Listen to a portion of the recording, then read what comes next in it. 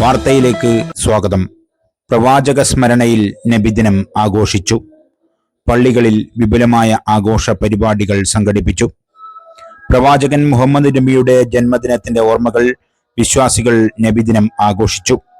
വിവിധ പരിപാടികളായാണ് നബിദിനത്തിന്റെ ഭാഗമായി നടത്തുന്നത്. വിശ്വാസികൾ അളവറ്റ ആവേശവും സന്തോഷവും നൽകുന്ന പകലാണിത്. സമാധാനദൂതനായി കടന്നുവന്ന മുഹമ്മദ് നബിയുടെ സന്ദേശങ്ങൾ ജീവിതത്തിൽ പകർത്താനുള്ള പ്രതിജ്ഞയിലാണ് വിശ്വാസികൾ നബിദിനം ആഘോഷിക്കുന്നത്. ഹിജറ വർഷപ്രകാരം റബീഉൽ അവൽ മാസം 12-നാണ് പ്രവാചക ജന്മദിനം. മസ്ജിദുകളിലും മദ്രസകളിലും കേന്ദ്രീകരിച്ചാണ് മിലാദ് ആഘോഷം നടക്കുന്നത്. പ്രവാചക പിറവിയുടെ പുണ്യസ്മരണകൾ ഉയർത്തുന്ന സന്ദേശജാഥകൾ, കുട്ടികളുടെ കലാപരിപാടികൾ, മൗലീദ് ആലാപനങ്ങൾ തുടങ്ങിയവയാണ് നബിദിനത്തിന്റെ ഭാഗമായി നടക്കുന്നത്.